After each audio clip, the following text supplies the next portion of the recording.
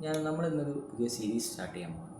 First ഞാൻ പഠിപ്പിക്കാൻ പോകുന്ന സീരീസ് CAD എന്നാണ്. CADൽ എങ്ങനെ ഇൻറ്റീരിയർ ഡിസൈൻ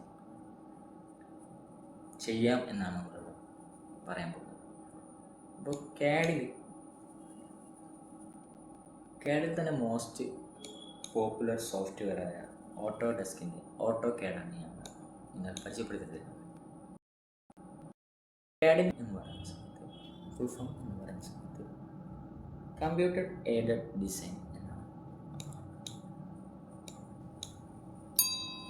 മീനും കൂടുതൽ ഈ ഒരു സോഫ്റ്റ്വെയർ യൂസ് ചെയ്യുന്നത് എൻജിനീയറിംഗ് ഫീൽഡിൽ, ആർക്കിടെക്ചേഴ്സ് ഫീൽഡിലൊക്കെയാണ് ഈ ഒരു സോഫ്റ്റ്വെയർ കൂടുതലായിട്ട് യൂസ് ചെയ്യുന്നത്. കാരണം നമുക്കുണ്ടെങ്കിൽ ഈ ഒരു സോഫ്റ്റ്വെയറിനെ കുറിച്ച് വളരെയധികം പ്രത്യേകതയുള്ള ഒരു സോഫ്റ്റ്വെയറാണ്. കാരണം നമ്മൾ പണ്ടൊക്കെ പേപ്പറിലായിരുന്നു എന്തൊക്കെ വരച്ചിരുന്നു, പ്ലാനും കാര്യങ്ങളൊക്കെ വരച്ചിരുന്നു. ഇതൊന്ന് മാറിയിട്ട് ഇപ്പോൾ ഒരു സോഫ്റ്റ്വെയറിലേക്ക് ഒരു ഡിജിറ്റലായിട്ട് മാറിയിരിക്കുകയാണ്. അപ്പോൾ ഈ ഒരു സോഫ്റ്റ്വെയറിൻ്റെ പ്രത്യേകതകൾ എന്തെല്ലാമെന്ന് ചോദിച്ചിട്ടുണ്ടെങ്കിൽ കൃത്യത എന്ന് പറയുന്നത് ഒരു മില്ലിമീറ്റർ വരെ കൃത്യതയോടെയും അളവുകളോടെയും രേഖപ്പെടുത്താൻ നമുക്ക് സാധിക്കും. പിന്നെ വേഗതയോടെ നമുക്ക് എന്ത് ചെയ്യാൻ പറ്റും. വേഗത എന്ന് പറയുന്ന സമയത്ത് കൈകൊണ്ട് വരയ്ക്കുന്നതിനേക്കാൾ വേഗത്തിൽ നമുക്ക് എന്ത് ചെയ്യാൻ പറ്റും, ഡ്രോയിങ്ങുകൾ പൂർത്തിയാക്കാൻ സാധിക്കും. ആവശ്യമെങ്കിൽ നമുക്കത് മാറ്റം വരുത്താനും സാധിക്കുന്നതാണ്. പിന്നെ ഇതിന് ഡ്രോയിങ്ങുകൾ ഡിജിറ്റലായിട്ട് നമുക്ക് എന്ത് ചെയ്യാം, കമ്പ്യൂട്ടറിൽ സൂക്ഷിക്കാം. ഇത് എളുപ്പത്തിൽ എന്ത് ചെയ്യാൻ പറ്റും, നമുക്ക് വേറെ ഒരാൾക്ക് അയച്ചു കൊടുക്കാനും അതേപോലെ തന്നെ എഡിറ്റ് ചെയ്യാനൊക്കെ പെട്ടെന്ന് സാധിക്കും. പിന്നെ നമുക്ക് ഈ പ്രൊജക്റ്റിൽ ചില ഭാഗങ്ങൾ വീണ്ടും ഉപയോഗിക്കേണ്ടി വരുമ്പോൾ അത് എളുപ്പത്തിൽ കോപ്പി ചെയ്തെടുക്കാനും നമുക്ക് പറ്റും. ഇതിപ്പോൾ ഞാനിപ്പോൾ ഈ ഒരു പ്ലാൻ ഇനി ഇവിടെ ഒരു വേറെ ഒരു പ്ലാൻ വേണം എന്നുണ്ടെങ്കിൽ എനിക്ക് എന്ത് ചെയ്യാം, എളുപ്പത്തിൽ എന്ത് ചെയ്യാം, കോപ്പി ചെയ്തിട്ട്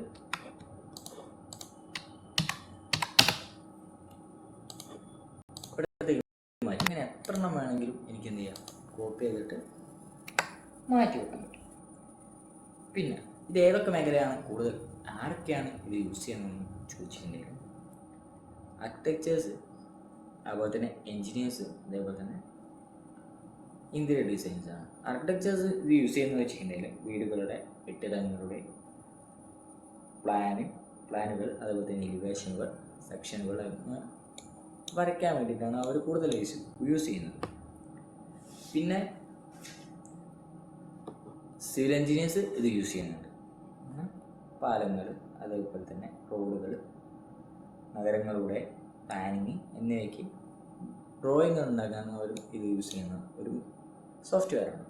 അപ്പോൾ തന്നെ ഇന്റീരിയർ ഡിസൈനുകൾ, മുറികളുടെ ലേഔട്ടുകളും, അതേപോലെ ഫർണിച്ചറുകൾ, അതേപോലെ തന്നെ ഫർണിച്ചറിൻ്റെ പ്ലേസ്മെൻറ്റ്, എങ്ങോട്ടൊക്കെ മാറ്റണം, എങ്ങോട്ടൊക്കെ വെക്കാം എന്നതിനൊക്കെ വേണ്ടിയിട്ടും, അതേപോലെ തന്നെ ലൈറ്റിംഗ് പ്ലാനുകൾക്ക് വേണ്ടിയിട്ടൊക്കെയാണ് ഇന്റീരിയർ ഡിസൈൻസർ ഇത് യൂസ് ചെയ്ത് വരുന്നത്. അപ്പോൾ ചുരുക്കത്തിൽ ഡിസൈനിങ്ങിലും ഡ്രോയിങ്ങിലും കമ്പ്യൂട്ടർ സഹായം ആവശ്യമുള്ള എല്ലാ മേഖലകളിലും അനിവാര്യമായൊരു സോഫ്റ്റ്വെയറാണ് AutoCAD.